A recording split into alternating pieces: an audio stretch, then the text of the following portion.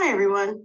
We are all first-year graduate students in the University of New Hampshire Speech-Language Pathology program, and we're here today to talk about swallowing, disordered swallowing, known as dysphagia, and specifically normal age-related swallowing changes.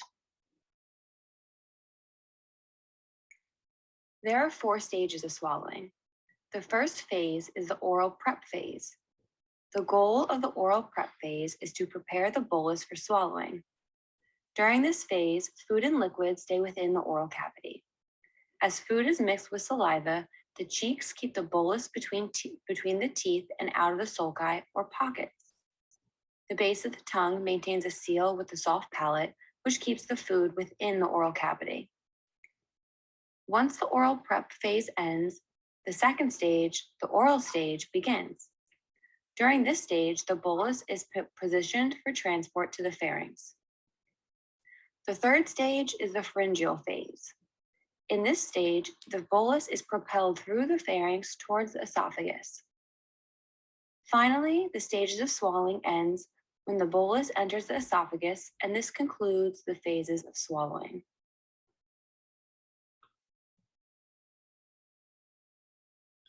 There are natural age-related changes to the swallow. Some of these may be obvious, such as changes in dentition. Teeth begin to show signs of wear and tear, gums may recede, salivary glands produce less saliva, which can lead to dry mouth, and you may lose your teeth, which can affect the ability to chew. Other changes are less obvious, but can interfere with swallowing safety and effectiveness. A healthy older adult swallow is not disordered, it's just different. Swallowing changes as a result of aging, which can include a slower swallow response time. In this case, the swallow response has a later onset, is slower, and lasts longer across bolus types, including liquids and solids. Laryngeal penetration is when material enters the laryngeal vestibule but does not reach the level of the vocal folds. This is a normal finding across all age groups. However, it is seen more frequently in the elderly. Many elderly individuals report changes in smell. A reduced sensation in the sensory organs can result in decreased sensitivity in the swallowing structures as well.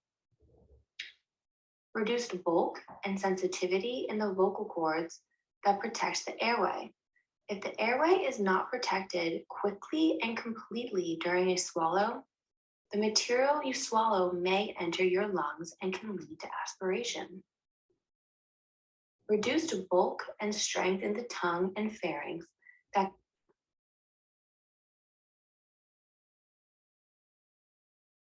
constrict tightly from top to bottom during a swallow help to propel foods and liquids from the mouth into the esophagus.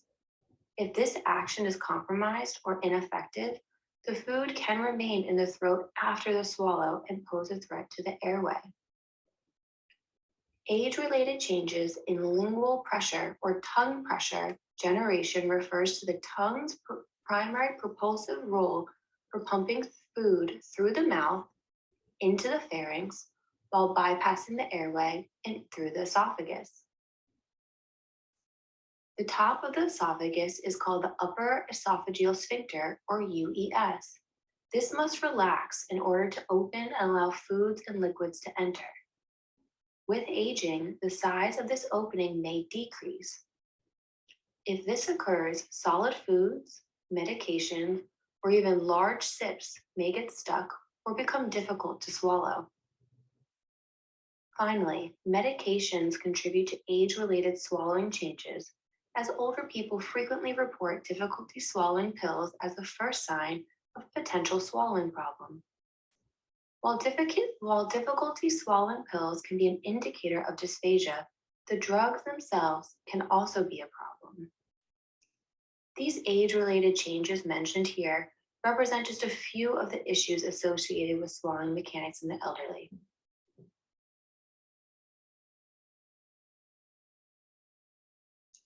Here is a video comparing a younger person and an older person swallowing.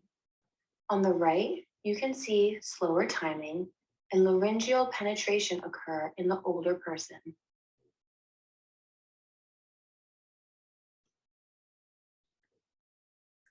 Now that we've gone over normal swallowing, what is disordered swallowing? Disordered swallowing is characterized by the inability to swallow a variety of substances and volumes, such as food, liquid, or saliva, and without significant residue or aspiration. Residue occurs when there are substances left in the oral cavity or throat after the swallow. Aspiration occurs when substances enter the airway below the vocal fold and enter the trachea or the windpipe. This can lead to bacteria entering the lungs, which can cause infection and eventually lead to aspiration pneumonia. The term to describe disordered swallowing is dysphagia. The next slide shows a video example of a normal swallow versus an abnormal swallow.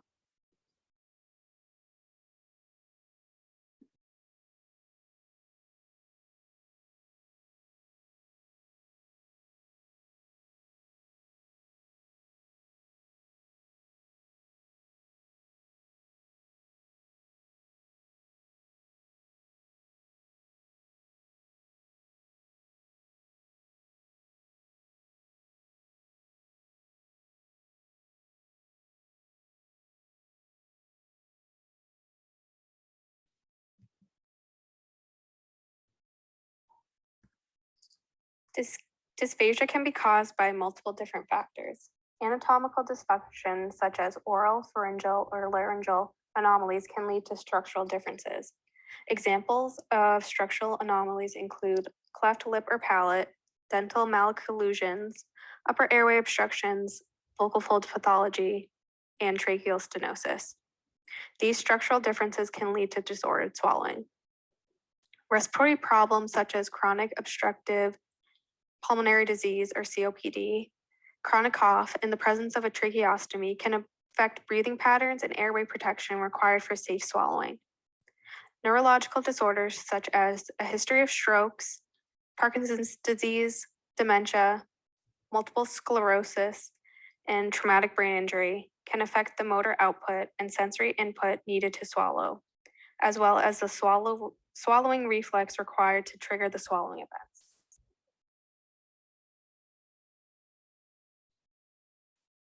If there is suspected dysphagia, the initial subjective evaluation includes a thorough chart review, an oral mechanism exam, a swallowing screening, and a clinical swallowing evaluation. Completing a chart review can identify any relevant medical history of risk factors associated with potential disordered swallowing. An oral mechanism exam examines both motor and sensory aspects of the oral cavity, as well as assessing oral hygiene of the mouth and teeth. A swallow screen is a quick way to determine whether additional swallowing assessments are required. Swallowing screens can be administered by a variety of different healthcare providers, such as nurses. A clinical swallow evaluation is done through a clinician-driven gathering of information and an examination without any medical instrumentation. This evaluation is subjective and is used to hypothesize the swallowing problem, but cannot be used to diagnose. It can, however, guide which additional testing may be needed. There are many reasons you might be screened for dysphagia. Though the terms screen, protocol, and evaluation can feel intimidating, a swallow screen is non-invasive and can simply help a healthcare professional determine how to give medication or fluids. It is helpful to know what to expect so that you feel educated and prepared for a swallow screen. A screening may include an interview relating to the individual's ability to swallow safely.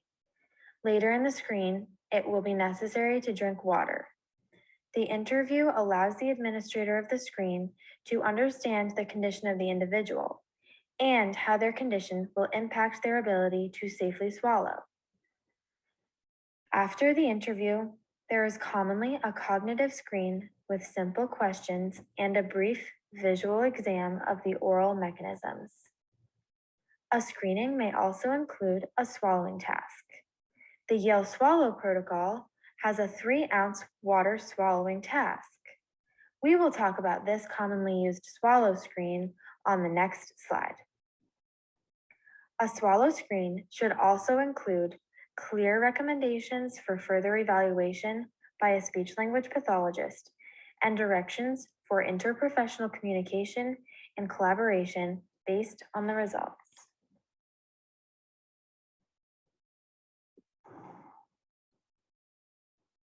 Swallow screens are done for an individual's safety. There are several components that I will discuss. These are all specific to the Yale Swallow protocol, but common themes are found in many other swallow screens. The first step in a swallow screen is discussing the exclusion criteria.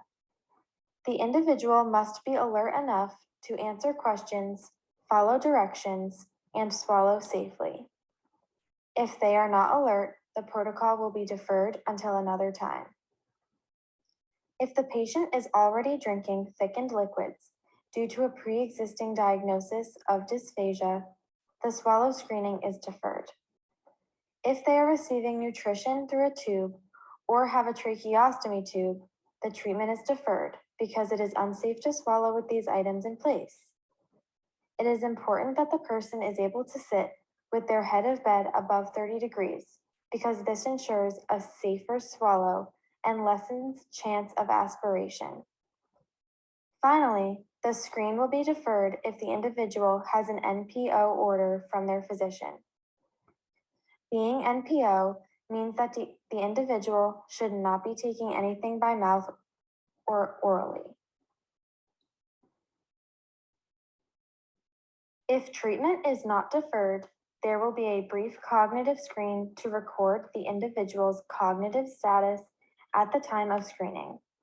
These questions can help a health professional understand the person's ability to verbalize answers and follow verbal directions. What is your name? What year is it? Where are you right now?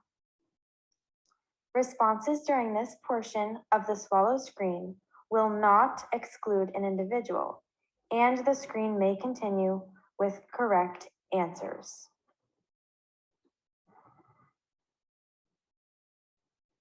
Next, there is a visual oral mechanism exam. This is not invasive, and the professional will not be physically touching the individual being screened. The oral mechanism exam is part of the Yale Swallow protocol and other screens so that the patient's oral anatomy and physiology related to swallowing ability is recorded. Responses during this portion of the swallow screen will not exclude a patient from completing the rest of the swallow screen. This allows individuals with facial paralysis or other differences to complete the swallow screen.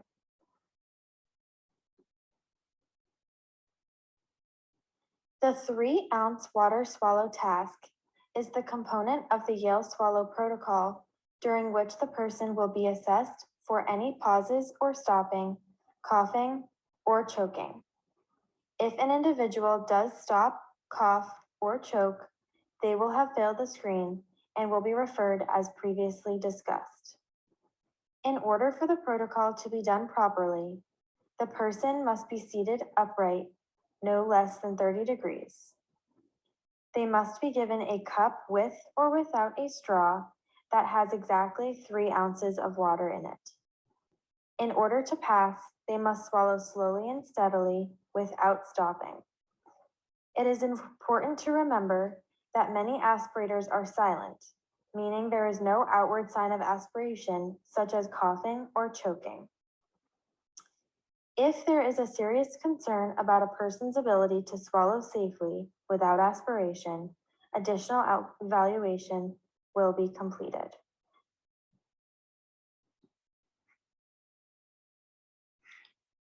The final component of the Yale Swallow protocol is results and recommendations. Upon passing the assessment, the administrator of the test will collaborate and share the results with a team that includes a licensed speech-language pathologist.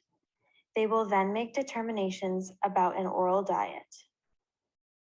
If the individual fails, They may receive the Yale Swallow protocol again in 24 hours if their condition improves.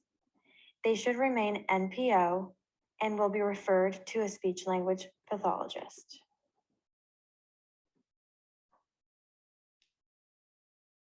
In order to diagnose dysphagia, diagnostic instrumentation is required. There are two instruments that can diagnose dysphagia. One of them is the fiberoptic or functional endoscopic evaluation of swallowing, or the FEES. This assessment is done via an endoscopy and evaluates the anatomical structures involved in swallowing. The second diagnostic instrumentation is the modified barium swallow study, or MBS. This assessment is done via fluoroscopy, which uses an X-ray and various barium liquids. This test can evaluate the anatomy and physiology of swallowing, as it allows the clinician to see all of the events of swallowing. The following slide shows a video example of a FEES study.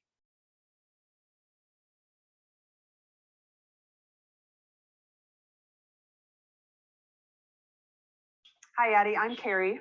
I'm a speech pathologist. I'm going to be helping out with the evaluation today. We're going to be doing a type of swallowing evaluation where we put a camera in your nose and we give you different consistencies of food items to swallow and watch you swallow those. This is the camera we're going to use. It goes in your nose about this far, just a little bit past that white line. There's not much space between your nose and your throat, so it doesn't have to go in very far. We're not in there very long, just long enough to take a look around at the anatomy, give you a couple of things to eat and drink, watch you swallow those, and then we come out, okay? So the different items we're going to be swallowing, we like to do an assortment of consistencies. So we do a thin liquid, a puree, and then a solid consistency. I put a little green food coloring in the liquid and the puree. That just allows us to see it better when the camera's in place, okay? Ready?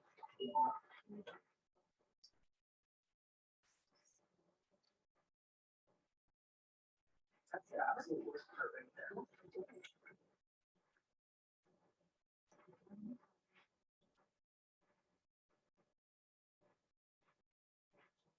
Can you see?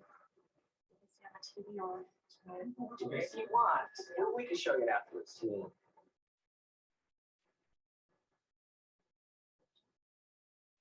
Ready for me?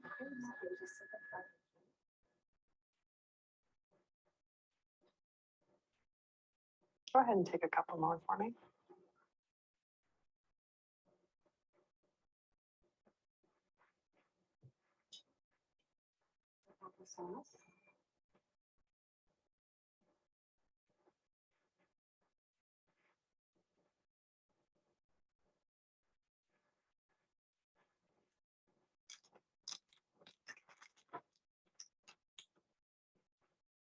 Your other hand. There you go. Go ahead and take a bite of one of those.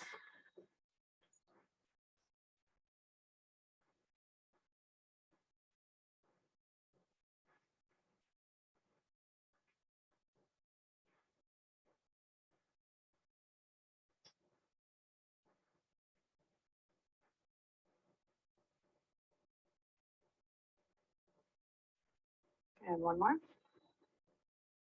You can move your head a little bit. That's it. I'm done.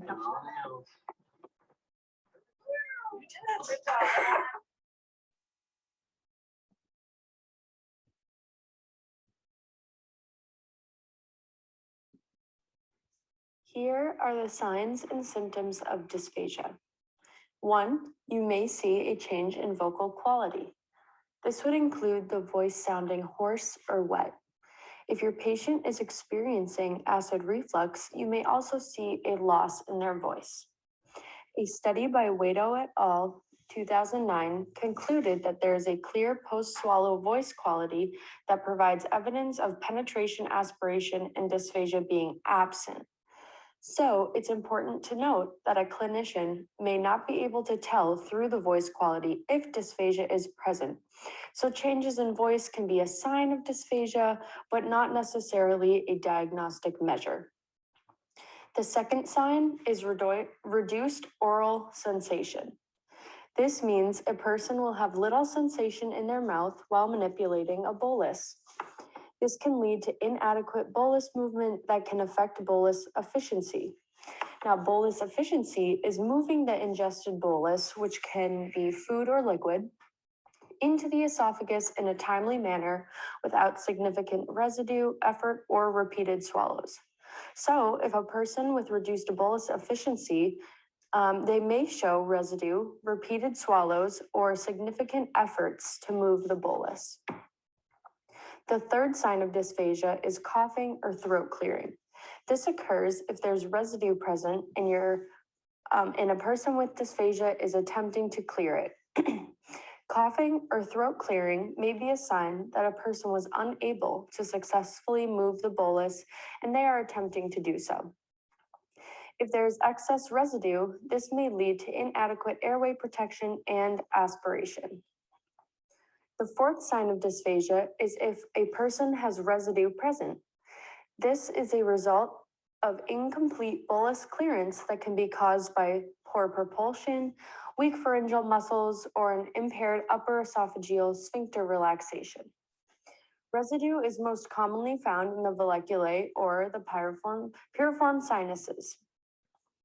As stated earlier, this can lead to inadequate airway protection or aspiration in a client. The fifth sign or symptom of dysphagia is regurgitation or acid reflux. If regurgitation is present, it can be interpreted that the levator veli palatini muscles and the musculus uvulae muscles are not functioning well enough or close to the velum and prevent nasal regurgitation. If acid reflux, otherwise known as GERD, is present, acid from the stomach may be irritating the esophagus. This can result in esophageal damage and make swallowing a more difficult task. The final sign of dysphagia is if a patient presents with drooling or food and liquid falling out of their mouth. Drooling and food or liquid falling out of the mouth displays that a person is having a difficult time managing their oral secretions. With poor management of oral secretions and different bolus types, like food or liquid, this can be an indicator that a person has dysphagia.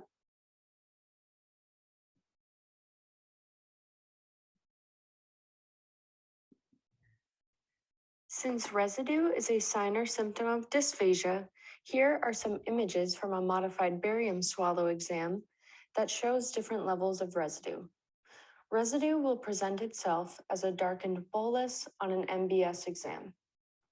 In the first image, we can see that there is no residue present in this person.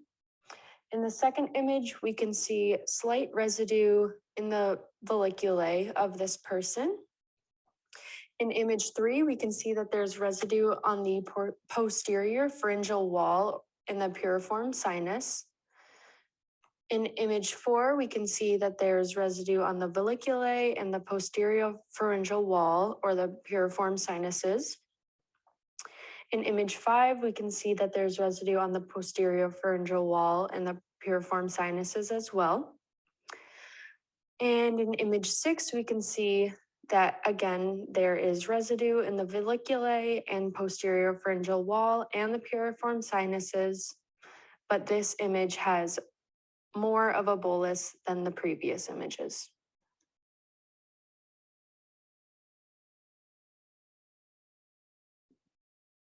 On this slide, we will be talking about management of dysphagia. So here's how a clinician can manage dysphagia in their client. The clinician will want to set up goals for their client that can help ease their swallowing dysfunctions. First, the clinician should prioritize hydration and nutrition for their client. If a client is having difficulty swallowing, they may be hesitant to eat or drink and not be receiving a nutritious diet. Additionally, hydration helps to alleviate dry mouth. A second goal would be to return a person to oral intake food or drink. If your client is NPO or a person is NPO, the clinician will want to work to reverse this and establish goals working to reverse this. A clinician will also need to assess what supports an individual client or person may need to help with swallowing. Every person is different and may not need the same supports as another. Examples of these supports would be posture, so making sure that a person is sitting up above a 30-degree angle, or feeding assistance, and this would include a feeding schedule or utilizing tools such as syringes and any additional supports that are needed. Finally, the clinician wants to make sure that their treatment plan is founded on the basis of optimum safety for their client and that they prioritize swallowing efficiency. Safety is crucial for these people as aspiration can occur frequently and lead to additional health effects such as aspiration pneumonia. One important piece of managing dysphagia, or a swallowing disorder, is to take necessary steps to prevent aspiration pneumonia. Aspiration pneumonia occurs when bacteria from pieces of food, liquid, or even saliva go down past your vocal folds and down into your lungs and cause an infection. With a typical swallow, your food, liquid, and saliva would travel down your esophagus and end up in your stomach. If you have dysphagia, this may cause your food, liquid, or saliva to go down the wrong way into your trachea instead. This is how unwanted bacteria can end up in your lungs. In order to get aspiration pneumonia, 3 things have to happen. You have to be someone who aspirates regularly, have an impaired ability to fight off bacteria, and have increased bacteria growth. If all 3 of these factors are present simultaneously, you will be at high risk of developing aspiration pneumonia. Take away one of these factors, and your risk will drop significantly. One way to prevent aspiration pneumonia is to eliminate the 3rd risk factor on the previous slide, increase bacterial growth in the oral cavity. Keeping your mouth clean by maintaining adequate oral hygiene will reduce the buildup of bacteria in your oral cavity and will make it less likely for that bacteria to get into your lungs if you aspirate. The best way to do this is brush your teeth at least twice a day or after every meal. If you wear dentures, make sure you take them out and clean them every night. Avoid using mouthwash that contains alcohol. It dries out your mouth, allowing bacteria to grow. Along these same lines, it's important to stay hydrated to wash out your mouth and prevent buildup of bacteria. Remember that without all 3 of the previously explained risk factors, aspiration pneumonia is unlikely. Any bacteria that you can clean out of your mouth is less bacteria that may make it down to your lungs if you aspirate. Oral care is critical for infection control and in preventing aspiration pneumonia. Swallowing strategies should be prescribed to you if your speech-language pathologist has concerns about your swallow. Always check with a professional before trying a swallow strategy because many are now known to be potentially harmful due to an increased risk for aspiration. The strategies and treatment that may be provided to you upon a diagnosis of dysphagia will vary based on the type of dysphagia and imaging that is available. A licensed speech-language pathologist who specializes in treatment and management of swallowing disorders can make clinical recommendations that are case-specific. One great way to maintain a healthy swallow and decrease risk for aspiration pneumonia is to maintain oral health. Otherwise, continue exercises as prescribed by your speech-language pathologist to target specific functions of the swallowing mechanism. Ask your speech-language pathologist about the physiological reasoning for your exercises, and this may help you understand the mechanisms at work.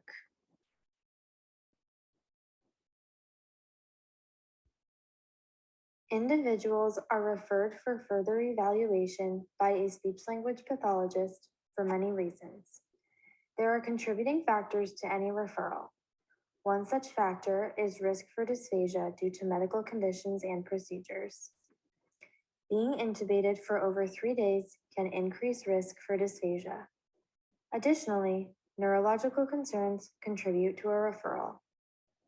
These neurological concerns include, but are not limited to, head and neck cancer, radiation to the neck area, stroke, or traumatic brain injury.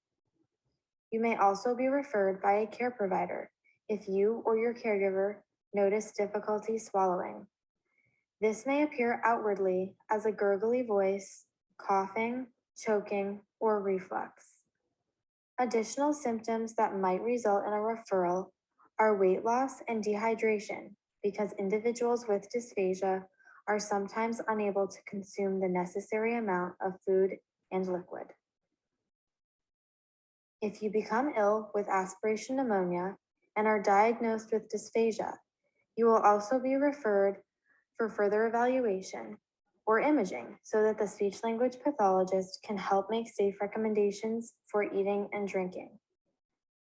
Finally, if a person does not pass a swallow screen, such as the Yale Swallow protocol, they will be referred to a speech-language pathologist as instructed as part of the screening process. There are many professionals on a team for dysphagia management, but it's important that your speech-language pathologist specializes in swallowing disorders. They should also be accredited and may have additional certifications that qualify them to work in the field of dysphagia. Our swallowing system changes throughout life.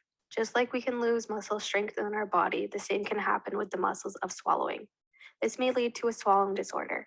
If you are an adult and having trouble swallowing, swallow evaluation and therapy are available through UNH's clinic in Communication Sciences and Disorders Department. Services are overseen by Carrie Milaro, speech-language pathologist and board-certified specialist in swallowing disorders. Please contact Carrie Milaro for more information. Thanks so much for listening. Here's some great references for you to use if you have any questions. The Swallow Your Pride podcast and Swallowing Training Education Portal, STEP, are great resources as well. We highly recommend using the American Speech and Hearing Association's website for guidance. That's asha.org. Please reach out to a licensed speech-language pathologist if you have concerns about your swallow.